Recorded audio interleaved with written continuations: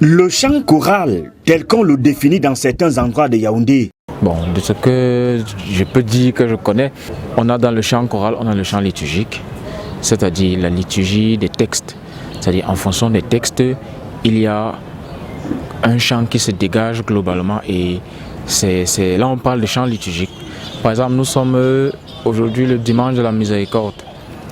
Et dans les textes, je prends l'évangile surtout, on nous parle de Thomas l'incrédule. Et le chant de la liturgie qui traite vraiment ça, en ce jour, le titre c'est Avance ta main Thomas. Avance ta main Thomas, touche du doigt l'endroit des clous. Ne sois pas incrédule mais croyant. Alléluia.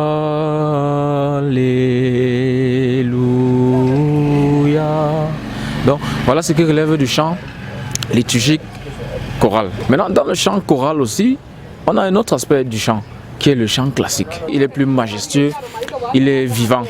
Alors on parlera là des grandes œuvres. Pas très loin de la vérité, mais les professionnels le disent autrement. La chorale n'a aucune connotation religieuse. La chorale, c'est simplement un groupe de personnes qui chantent ensemble. Donc on peut très bien chanter à plusieurs dans une salle de bain, dans une chambre, dans un théâtre, dans la rue, comme dans une église, effectivement.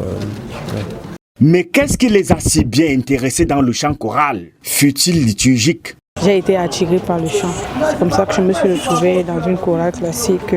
Il y a tout un programme.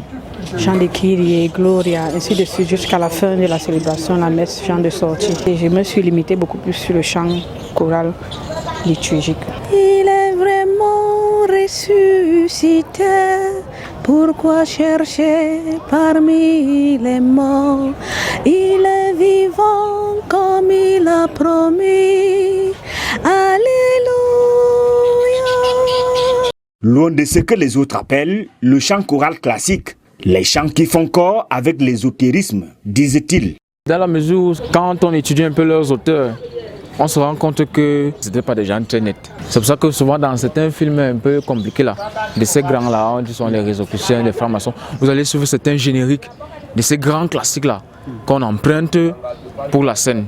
Parce que justement, ils traduisent une certaine stupeur, d'autres une certaine joie. Et c'était vraiment des trucs, comme je dis, les gens compliqués. Tu vas suivre là, il y a le générique là qui est en train de passer. Parce que c'est un truc bizarre qui veut se passer.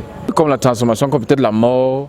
Le Monde a donc rendez-vous du 1er au 6 août 2023 à Yaoundé au Cameroun. C'est dans le cadre d'un festival organisé par la Confédération africaine de musique chorale. Les objectifs de ce festival ont été présentés à la presse. Le premier objectif, c'est vraiment de contribuer à la compréhension interculturelle. Parce que quand on chante, on se comprend, on produit les mêmes sons, on produit les mêmes harmonies et on chante de la même façon, on articule de la même façon. Donc ça veut dire qu'on finit par se comprendre, on transmet les mêmes émotions, on fait vivre les mêmes émotions, on les vit.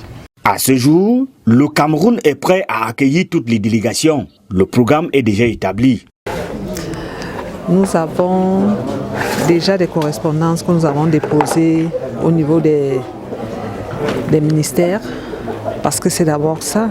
Donc nous avons déjà l'accord formel du ministère des Arts et de la Culture. Maintenant, au plan organisationnel, vraiment, nous serons inscrits. C'est une activité africaine, c'est un festival africain. Donc c'est l'Afrique qui organise. Nous accueillons juste le festival. Les Camerounais s'inscrivent comme tous les autres pays africains. Ce sont des chanteurs, ce sont des chorales, ce sont des chefs de chœur, ce sont des professeurs de chant, d'éducation musicale qui viennent aussi partager les compétences et partager le savoir avec toutes les parties prenantes. Il s'agit d'un festival international non compétitif qui vise à rassembler les chanteurs du monde entier pour promouvoir le patrimoine de la musique chorale.